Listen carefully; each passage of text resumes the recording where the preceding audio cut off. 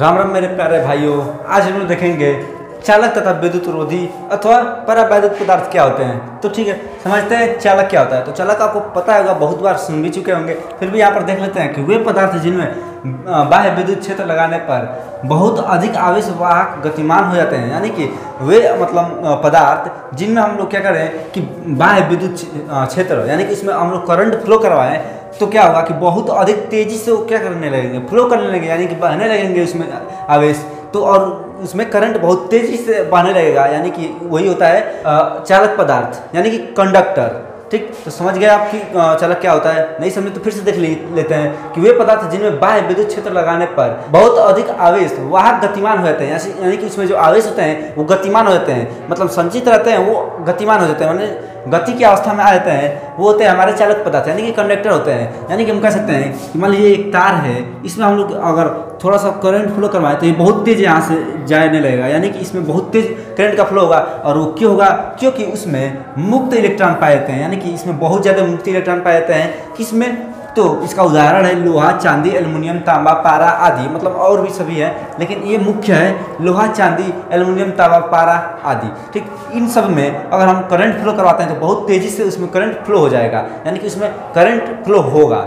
ठीक, तो वो होता है हमारे चालक पदार्थ यानी कि कंडक्टर्स। और हम देखते हैं कि विद्युत रोधी पदार्थ क्या होता है, यानी कि इंसुलेटर क्या होता है। तो विद्युत रोधी मतलब होता है कि जो विद्युत को रोके, रोधी मतलब रोकना, यानी कि रुकावट, रोधी मतलब रुकावट जो पैदा करे वो होता है विद्युत रोधी।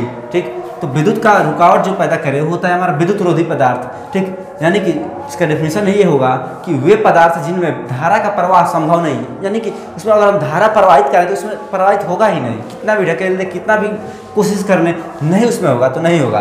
तो वही होता है हमारा विद्युत रोधी पदार्थ। और इसी को हम लोग अचालक भी कहते हैं। हम लोग अचालक कहें या फिर विद्युत रोधी पदार्थ कहें, दोनों की है। हालांकि इसकी इंग्लिश अलग अलग है, लेकिन विद्युत रोधी पदार्थ कहें या फिर अचालक कहें, दोनों बात एक ही है। तो ये समझ में आया। और परावैद्युत पदार्थ क्या होता है? तो परावैद्युत पदार्थ भी हमारा वही होता है विद्युत रोधी के जैसे, लेकिन इसमें थोड़ा सा कंडीशन अलग होता है। बस सेम टू सेम ये है, लेकिन थोड़ा सा कंडीशन अलग है। और कंडीशन अलग क्या है कि मान लीजिए हम इसका पहले डेफिनेशन देख लेते हैं, उसके बाद ही समझते हैं। तो परावैद्युत अचालक ही होते हैं, यानी कि ये भी अचालक होते हैं, इसमें भी करंट का प्रवाह नहीं होता है, परंतु विद्युत क्षेत्र में रखने पर, यानी कि विद्युत जो क्षेत्र होता है यानी कि करंट के आसपास रखने पर ये क्या होगा, इसमें भी ये पदार्थ भी ध्रुवित हो जाते हैं, यानी कि उसके ध्रुवों पर आवेश उत्पन्न हो जाते हैं। वो होता है हमारा परावैद्युत पदार्थ, लेकिन उतने बढ़िया मात्रा में नहीं होते हैं, थोड़ा थोड़ा होता है। यानी कि जैसे हम कह सकते हैं कि चंद्रमा के पास अपना प्रकाश नहीं होता, लेकिन वो क्या करता है कि सूर्य से प्रकाश जो आती है उसको अपनी ओर अपने में संचित कर लेता है और रात को वही बिखेरता है। यानी कि हम कह सकते हैं कि वो क्या किया है कि वो ध्रुवित हो गया है, ये वो चंद्रमा वो ध्रुवित हो गए हैं। किससे?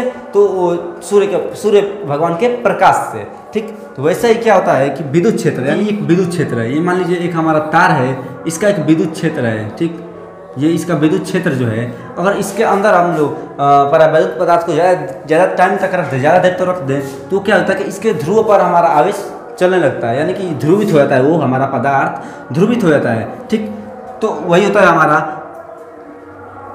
जैसे मान लीजिए यहाँ पर रखे हुए हैं तो इस पर भी हमारा आवेश आ जाता है, यानी कि ये भी ध्रुवित हो जाता है।